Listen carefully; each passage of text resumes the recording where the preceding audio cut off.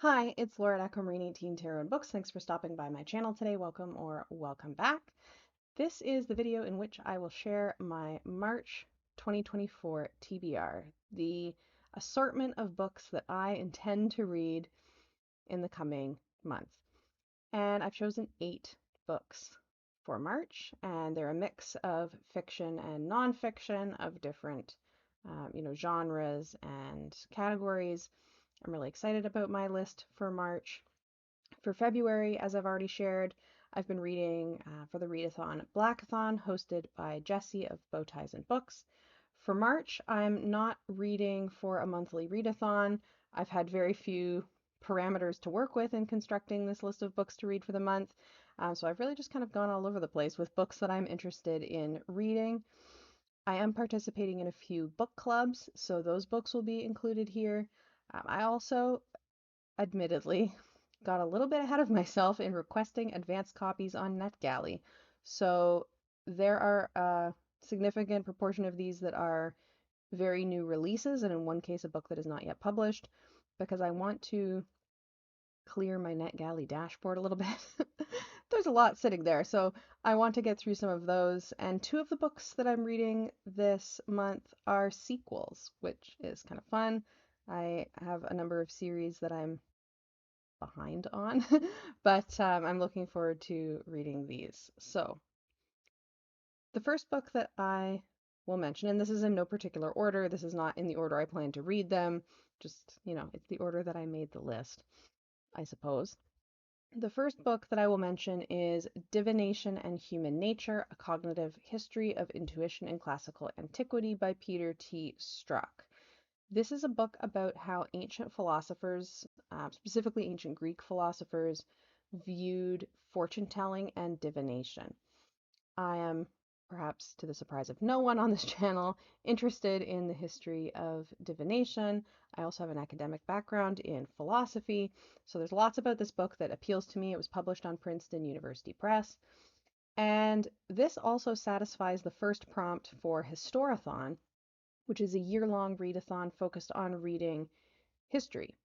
History from anywhere in the world, history about any topic, but just non-fiction historical books.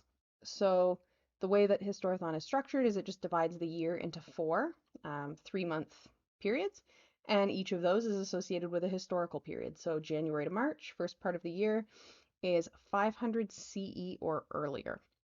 So to pick a book that is set in that ancient time period. And so Divination and Human Nature is my pick for that. I think this one will be really interesting. Hopefully as well some material perhaps to share in another video about the history of divination. So I'm looking forward to that. In terms of fiction, I mentioned that I wanted to read a couple of sequels. So the first one of those is House of Open Wounds by Adrian Tchaikovsky. This is a sequel to the book City of Last Chances, and they are part of a fantasy series called The Tyrant Philosophers. I quite liked The City of Last Chances, which was the first book. It's a kind of multi-POV structured fantasy novel that has a lot of complicated political kind of dynamics in it, which is always something that interests me. It's set in a city that is under occupation, and so a lot of the book hinges on different pockets of resistance to this occupation and how they, work together at times or kind of different ways alongside each other or sometimes, at odds in various ways, but in opposition to this occupying power and, this kind of revolutionary energy building within this city. It's also a book that has a lot of ethical ambiguity in terms of the characters, we will say.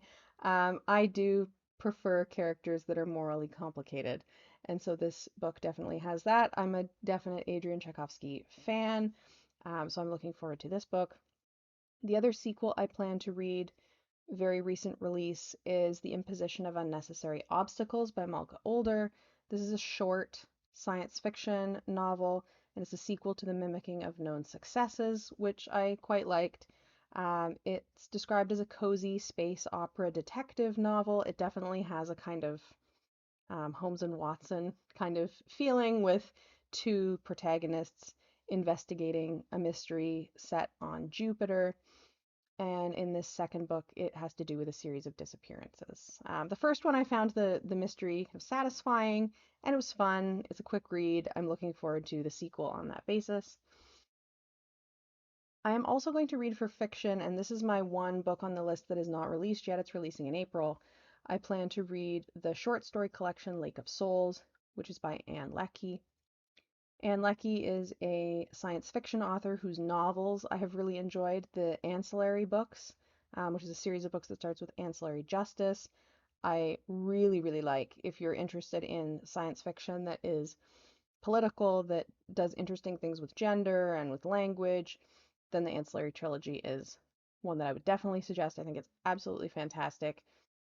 I have read a little bit of her short fiction, so I suspect that Lake of Souls will include maybe one or two stories that I've already read. But I'm looking forward to checking this out. So that will be a good one, I think. And finally, the last fiction on my list is White Horse by Erica T. Worth. This is a book that is for a local book club. I'm participating on and off, depending on if I'm interested in the book or not, in a monthly book club at my local bookstore. And the way that that book club functions is that every uh, quarter, I think, like every couple of months, they pick a genre or a kind of category of books, and then for a couple of months they choose books from that category with participants getting a chance to vote and make suggestions. So right now we're in kind of mystery, thriller, crime kind of territory, which is not an area that I tend to read very much in. But I thought that White Horse by Erica T. Worth sounded interesting, and so I picked it up and plan to participate this time. This novel is about a urban Indigenous woman who is given a bracelet that belonged to her mother, who then starts seeing visions after she has received this bracelet and has to investigate her family history and discover something. So the author, Erica T. Worth, is of Apache, Chickasaw, and Cherokee descent and is an urban Indigenous woman herself. And so we'll be talking about this one at the book club towards the end of the month. So I picked this up the last time I was in the bookstore and look forward to chatting about this one with other local book enthusiasts. That is my fiction. A few more nonfiction books that I plan to read this month. One is Loving Country, A Guide to Sacred Australia by Bruce Pascoe and Vicky Sugaroglu. This is a book that was chosen in Katie Flowers' Blossom Book Club. And the book is described as having the intention to foster communication and understanding between all peoples and country to bring about a range of environmental and social changes. So this is a book about sacred sites in Australia that was created in consultation with Indigenous communities across Australia. I am really looking forward to this. I do not know a lot about Indigenous Australia. I am excited to check out this book. I will say the one thing that I'm not thrilled about this is that I'm definitely going to be stuck getting an ebook for this. The alternative is getting it shipped from Australia, which feels environmentally questionable, to say the least, and also um, might not even arrive in time for me to be able to read this for the book club. So I'm going to be reading it on my e-reader, which I love reading on an e-reader, but this book looks like it has beautiful, beautiful landscape photography in it. And reviews of this book, you know, consistently note that the photos of the landscapes in Australia are just gorgeous. So I'm a bit less happy that I'll be looking at those in black and white on my e-reader, but I'm really looking forward to the content and to the discussion about the book. I will be reading Dispersals on Plants, Borders, and Belonging by Jessica J. Lee. This is a book that, quote, explores the entanglements of the plant and human worlds. and the echoes and counterpoints that the author detects in the migration of plants and of people and the language we use to describe them.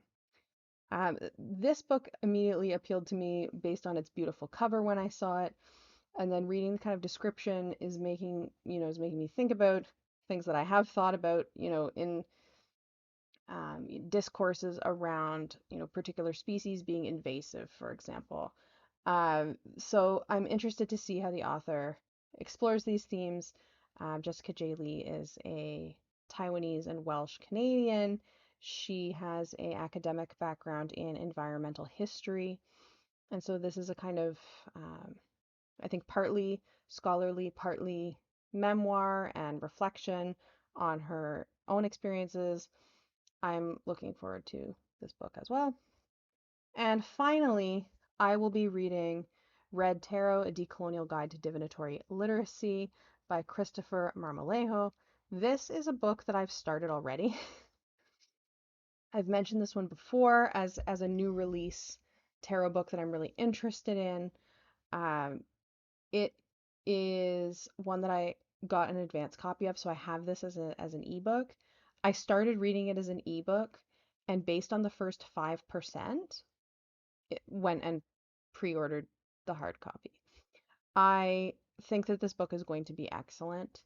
I want to read it in hard copy because that will facilitate me kind of note taking and margin noting in ways that my e-reader doesn't. So the ebook is kind of on hold until the paper copy comes. It releases on March 5th, which is also my birthday. So I have pre-ordered Red Tarot, and the kind of book jacket description notes that Red Tarot speaks to anyone othered for their identity or ways of being or thinking, LGBTQIA2S+, and BIPOC folks in particular, presenting the tarot as a radical epistemology that shifts the authority of knowing into the hands of the people themselves. The author frames literacy as a key to liberation and explores an understanding of tarot as critical literacy. They show how the cards can be read to subvert the dynamics of white supremacist, capitalist, imperialist patriarchy, weaving historical context and spiritual practice into a comprehensive overview of tarot. So, I'm really excited about this. I will have a fuller set of thoughts once I've actually read it. But based on the first 5%, I'm really excited. I think that it's really, really interesting. So, very excited. Now, this list of books, this 8-book TBR for March totals 2,799 pages. That is a lot. That's more than what I would normally read, and it feels particularly like a lot given the nature of some of the books that I've chosen. Uh, a book like Divination and Human Nature, or a book like Red Tarot for that matter, like these are quite dense. They're quite theoretically dense texts. So I don't necessarily presume that I will absolutely finish all 8 books on this list. The page count is not totally out of the question in terms of finishing all of these in a month, but I do think that given some of the subject matter and some of the content and the kind of engagement that it calls for, I may take longer than a month on a couple of these. We shall see. I like to be a little bit ambitious with these, right?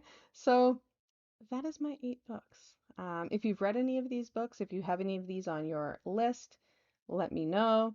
If you've, started any of these series that I've mentioned, or read any of these authors, let me know. And let me know what you plan to read for March if you have any books picked out already. I would love to chat about them with you. Thanks for watching and have a great day.